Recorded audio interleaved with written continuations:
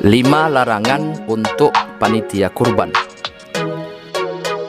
Assalamualaikum warahmatullahi wabarakatuh. Sahabat Istana Ilmu rahimakumullah. Tak terasa sebentar lagi kita akan melaksanakan ibadah kurban di hari raya Idul Adha hingga hari tasyrik pada bulan Zulhijjah. Hampir seluruh masjid dan musolah sudah mempersiapkan diri. Mereka telah membentuk kepanitiaan dengan rapi yang nantinya bertugas mendata pekurban, mengadakan hewan kurban, menyembelih sekaligus mendistribusikan daging kurban kepada yang berhak menerimanya. Meski di zaman Rasulullah istilah panitia kurban tidak dikenal, namun bukan berarti keberadaan mereka tidak dibolehkan. Apalagi di masa kini, panitia kurban sangat penting dalam membantu kelancaran proses penyembelihan hewan kurban hingga penyaluran daging kurban tersebut. Nah, agar panitia kurban tidak menyalahi syariat Islam, berikut ini kami rangkum 5 hal yang harus dihindari oleh panitia kurban agar pelaksanaan ibadah kurban tidak berbuah dosa. Yang pertama, panitia kurban tidak boleh mengambil keuntungan dari pembelian hewan kurban. Di beberapa tempat ada panitia kurban yang sengaja mengambil keuntungan dari pembelian hewan kurban. Misalnya, harga satu lembu yang disepakati bersama pekurban adalah 12 juta rupiah. Namun pada saat pembelian, ada lembu yang harganya 11 juta, sehingga bersisa 1 juta rupiah. Tapi panitia tidak mengembalikan sisa tersebut kepada pekurban, melainkan dia ambil sendiri atau dia bagi-bagi dengan panitia lainnya. Tindakan semacam ini adalah perbuatan haram. Hal ini seakan-akan panitia adalah seorang pedagang yang sedang mengambil keuntungan. Padahal di antara prinsip dalam transaksi jual beli bahwa seseorang tidak diperbolehkan menjual barang yang tidak dia miliki, kecuali jika dia mendapatkan izin dari pemiliknya. Hakim bin Hizam radhiyallahu anhu pernah bercerita, "Aku pernah bertanya kepada Nabi sallallahu alaihi wasallam. Aku sampaikan kepada Rasul bahwa ada orang yang mendatangiku, memintaku untuk menyediakan barang yang tidak aku miliki. Maka bolehkah aku belikan barang itu di pasar, kemudian aku jual barang itu kepadanya?" Nabi SAW ketika itu menjawab, "La tabi' ma laisa indak." Janganlah kamu menjual barang yang tidak kamu miliki. Dalam riwayat lain, Hakim juga pernah mengatakan, "Nahani Rasulullah SAW an abi'a ma laisa indi." Bahwa Rasul SAW melarangku untuk menjual barang yang tidak aku miliki. Hadis riwayat Tirmizi. Ketika membawakan hadis ini, Imam Tirmizi menyatakan bahwa mayoritas ulama mengamalkan hadis ini. Mereka membenci seseorang menjual apa yang tidak dia miliki. Maka berdasarkan keterangan di atas, ketika panitia kurban menjual hewan kurban sebelum memilikinya, berarti dia telah melanggar hadis di atas.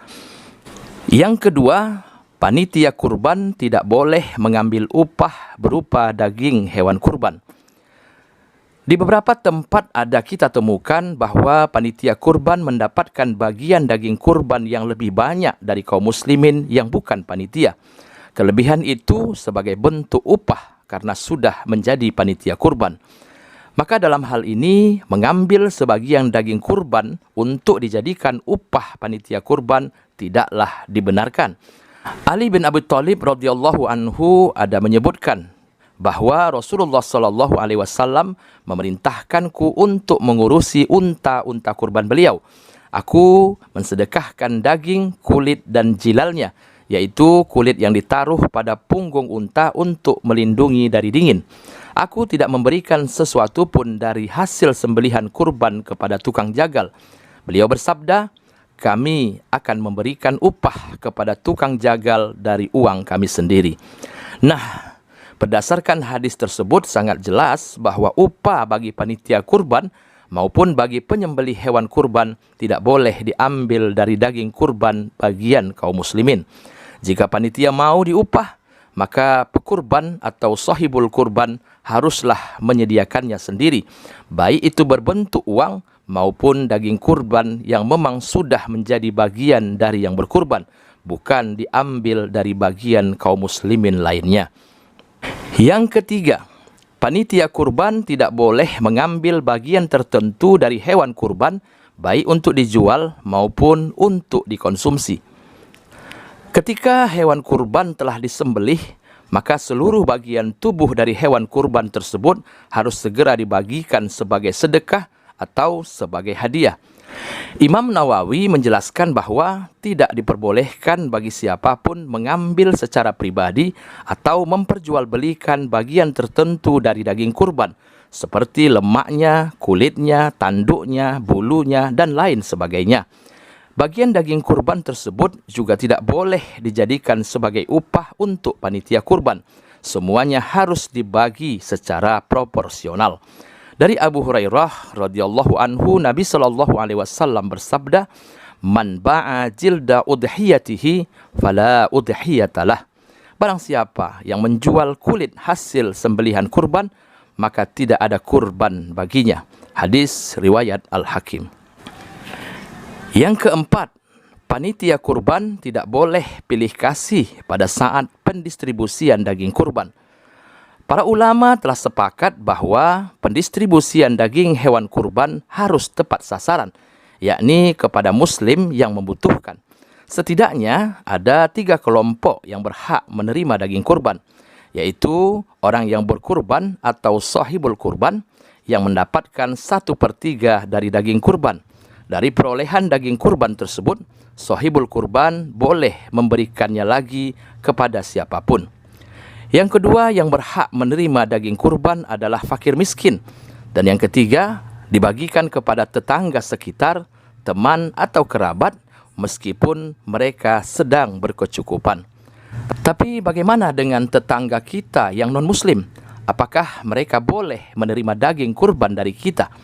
Dalam hal ini, Imam Nawawi dalam Al-Majmu' ada menjelaskan bahwa beberapa ulama berbeda pendapat tentang hal ini. Imam Hasan Al-Basri, Abu Hanifah, dan Abu Thawr merupakan ulama yang menetapkan hukum boleh membagikan daging hewan kurban kepada non-muslim.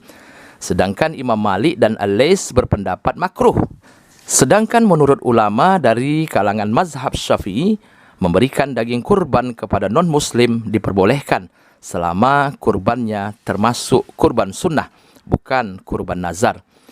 Maka berdasarkan penjelasan tersebut, panitia kurban harus jeli dan bersikap adil dalam pendistribusian daging kurban.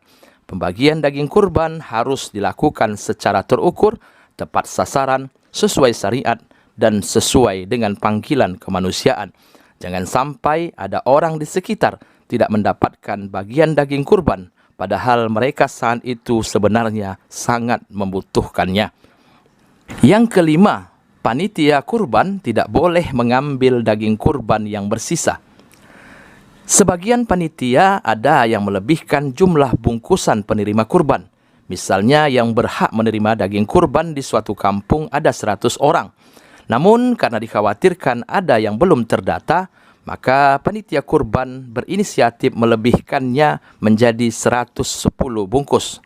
Setelah pembagian selesai dan seluruh kaum muslimin di sekitaran pelaksanaan kurban telah mendapatkan bagiannya, namun ternyata daging kurban masih bersisa 5 bungkus lagi misalnya, maka 5 bungkus daging itu tak boleh diambil oleh panitia kurban. Mereka harus mencari kaum muslimin lainnya yang belum dapat tapi berhak untuk mendapatkan daging tersebut. Itulah 5 hal yang perlu menjadi perhatian panitia kurban di dalam melaksanakan tugas-tugasnya. Jangan sampai panitia kurban melakukan sesuatu yang bertentangan dengan syariat Islam. Semoga bermanfaat.